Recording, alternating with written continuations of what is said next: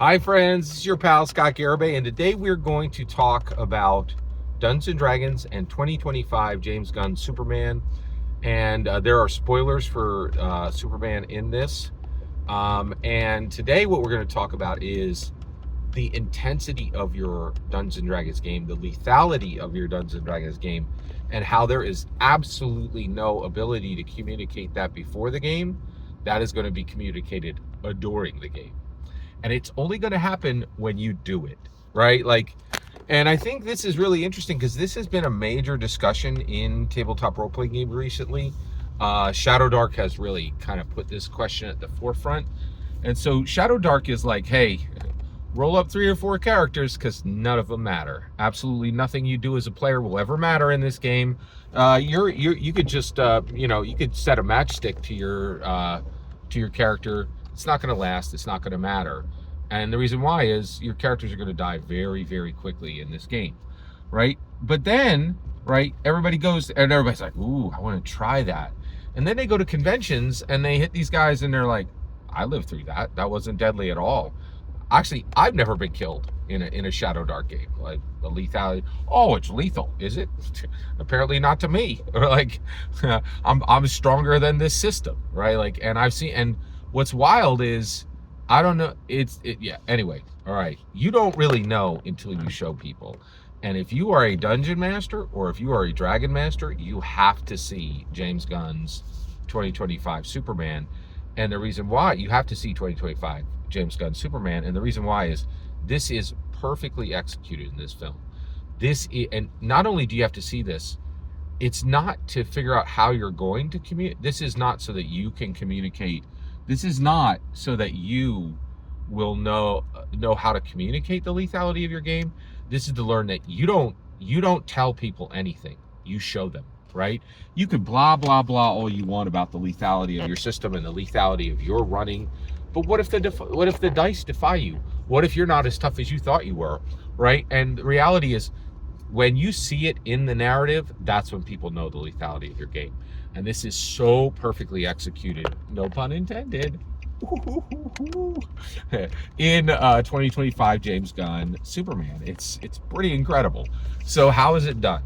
So first of all, there is a character kill in 2025 James Gunn Superman. That is, I'm just gonna keep saying Superman, and when I say Superman, I'm referring because I got to refer to the character itself.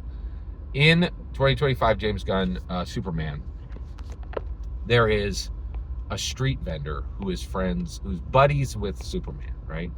And Superman has bought falafel from him before, right? So Superman falls from the sky, gets knocked 10 feet into the concrete, and is really bloodied up and beaten bad, right? And this street vendor, right, who is just a very real, gritty, like street level person that you would actually see on the streets of New York selling falafel. And the best detail about this is Superman falls. He's really in this rough spot, right? And there's 2 vendors. One of them is a hot dog vendor. The other one is this falafel vendor. And the falafel vendor looks over and he goes, Joe, watch my stand, right? And you're like, it's so real. It's so grounded, right? He's like, oh, I got to help Superman. But he's not like, oh, he's like, I got a business to run, right? And this is my livelihood. I got mouths to feed, right? And so he has another vendor watch his stall before he runs over so that people don't just grab off free falafel. That detail was so brilliant and really grounded the death of this character later in incredible ways, right? So then, the street vendor runs over, and this says a lot about Superman because Superman had taken the time. This guy just sells falafels. Who cares, right? Who's going to care about a falafel vendor in New York City? Superman, right? He cares for the little guy, right? He cares for the blue collar guy. He cares for the small business guy. He cares for the Republican, right? Like it's not about politics. It's not about, for Superman, you're a human being. And it just speaks so much to Superman's character that he had this great relationship with this falafel vendor, right? And I was like, whoa, this is wild, right? So then later, Lex Luthor gets this pocket dimension, and then he captures Superman, and he's subjecting him to kryptonite, making him sick. But he can't make Superman do what he wants, right? And so he needs to persuade him even further. So Lex Luthor gets this falafel vendor, and then he takes out and everything James Gunn does in this scene is so specific and so calculated, right? So so Superman's in this cell. Lex Luthor comes over and goes, "Hey, I'm gonna kill this guy right in front of you." He takes out a classic old 1880s revolver, silvered, right? Same thing a gunslinger would use, right? And he puts one bullet in the chamber, classic Russian roulette, and spins it, right? By the way, should Russians be allowed? Considering what's happening with Russians right now, should they be allowed to have this super cool thing named after them? I think maybe we should freedom fries that, rename it. The American Autocycler? I don't know. We'll get there. All right.